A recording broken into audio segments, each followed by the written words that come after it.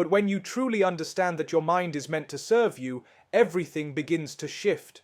You start to see thoughts not as orders, but as suggestions, some useful, some unnecessary, and some completely misleading.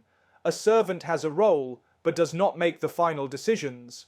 In the same way, your mind should provide information, not authority over your entire being. It can present possibilities, highlight risks, and recall experiences, but it should not dictate your identity, your worth, or your destiny. When you keep your mind in its proper place, you regain a sense of inner order. You become the observer of your thoughts rather than their prisoner. Instead of being dragged into every mental storm, you learn to stand still and watch it pass. This does not mean you suppress your thinking or reject logic.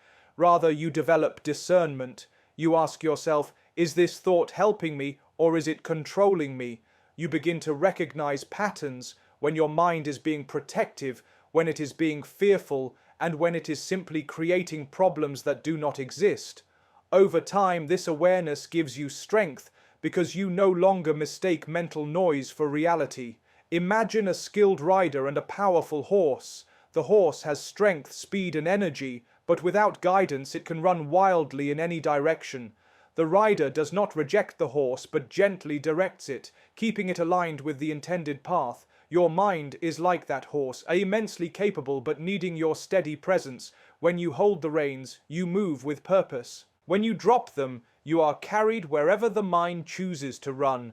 Overthinking often presents itself as something noble, responsible, or even intelligent, and that is precisely why it is so deceptive.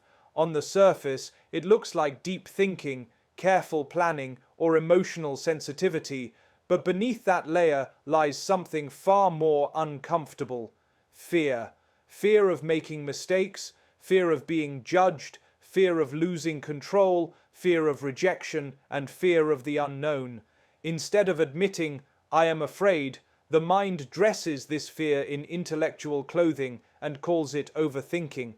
It tells you that if you analyze every angle, replay every scenario, and prepare for every possible outcome, you will somehow be safe. But this is not protection, it is a mental trap.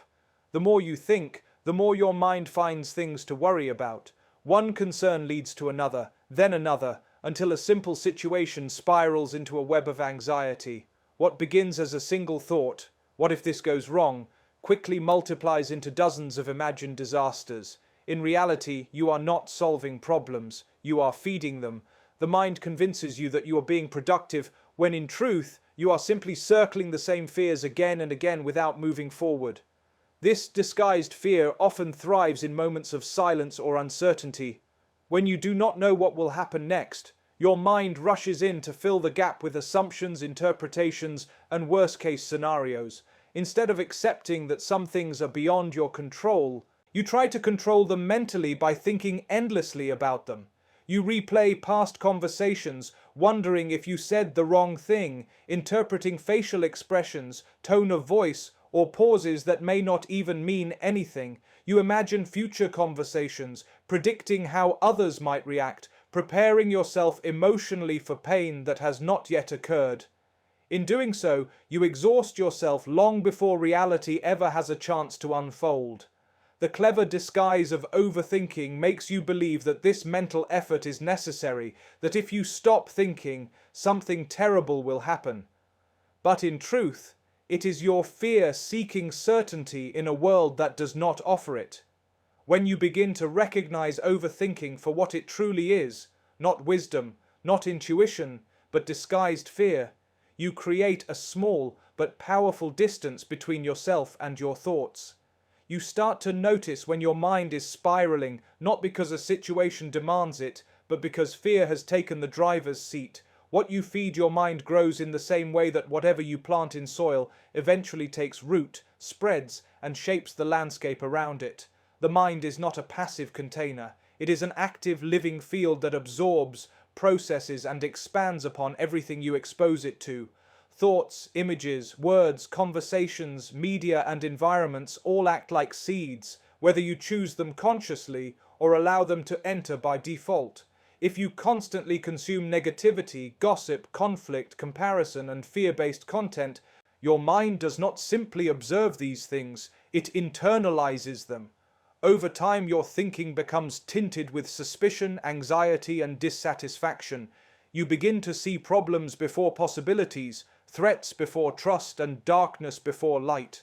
This is not because the world itself has changed, but because the mental diet you have been feeding yourself has shaped your perception. In contrast, when you intentionally nourish your mind with reflection, meaningful knowledge, kindness, and calm influences, those qualities start to take root within you. Your thoughts become steadier, your reactions more measured, and your inner world more balanced. Just as the body reacts to what it consumes physically, the mind reacts to what it consumes mentally and emotionally. If you were to eat only junk food every day, you would not expect your body to feel healthy or energized.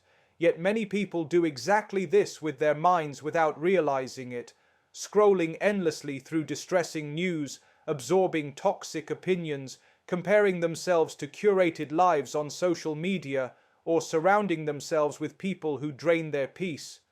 Then they wonder why they feel overwhelmed, insecure, or restless. The mind mirrors its environment. When you repeatedly expose it to stress, drama, and criticism, it learns to operate in a state of constant alert. It starts looking for danger even where none exists.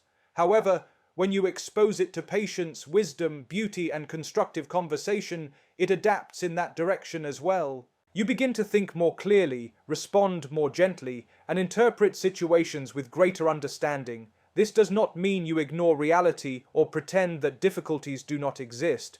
Rather, you choose what you allow to dominate your mental space. Feeding your mind also includes how you speak to yourself. Every internal statement, "I am not good enough," "I always mess things up," or "I will never succeed," becomes a mental seed that strengthens over time.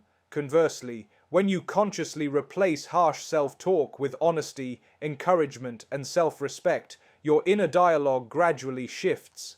Your mind starts to support you instead of sabotaging you, and the patterns of thinking you nurture begin to shape how you feel, how you act, and how you experience life. Most of what you worry about never happens, yet your mind treats every possible threat as if it were certain, immediate, and unavoidable.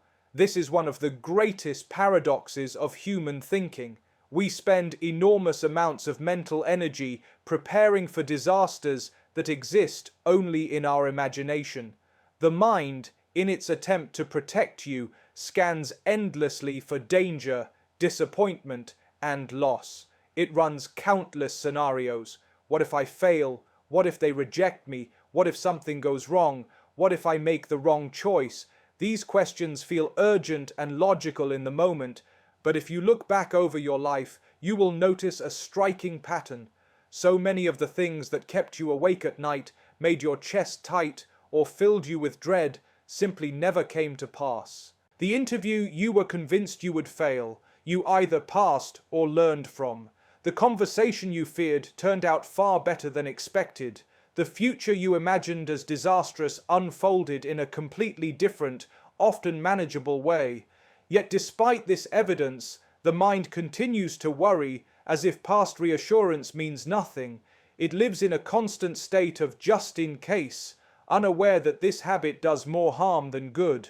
Worrying creates suffering in advance. It makes you experience pain for events that may never exist. You feel the stress of loss before you have lost anything, the embarrassment of failure before you have failed, and the weight of regret before you have made a mistake. In doing so, you steal peace from the present moment and hand it over to a fictional version of the future. Your body reacts as though the threat is real, your heart rate increases, your muscles tense, your breathing becomes shallow, and your mind races. Yet there is no actual danger in front of you, only a mental projection. This constant state of anticipation keeps you exhausted, emotionally drained, and mentally scattered. Instead of using your energy to live, create, connect, or grow, you use it to battle imaginary battles that may never materialize. Over time, this pattern can even shape your personality, making you more hesitant, cautious, and fearful than you need to be. You start avoiding opportunities not because they are truly risky, but because your mind has convinced you they might be. If you observe your worries carefully, you will notice that they are often vague, exaggerated, or based on incomplete information. The mind tends to jump to the worst-case scenario automatically, assuming danger rather than exploring possibility. It rarely considers how many times things have worked out, how resilient you have been, or how unpredictable life actually is in positive ways. When you begin to recognize that most of what you fear remains unrealized, you create space between yourself and your anxious thoughts.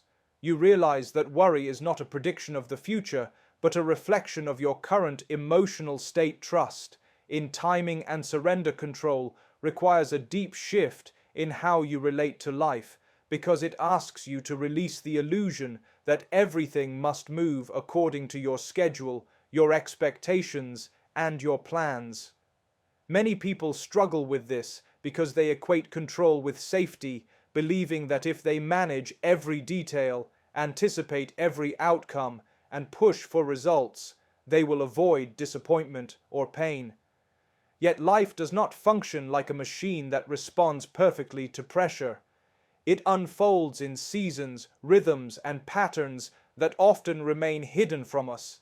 There are moments meant for action, moments meant for patience, and moments meant for stillness, but overthinking and impatience blur these distinctions. When you do not trust timing, you rush what should naturally develop, force what is not ready, and resist what is meant to take time. This creates inner tension, frustration, and a constant feeling of being behind or inadequate. Trusting timing does not mean passivity,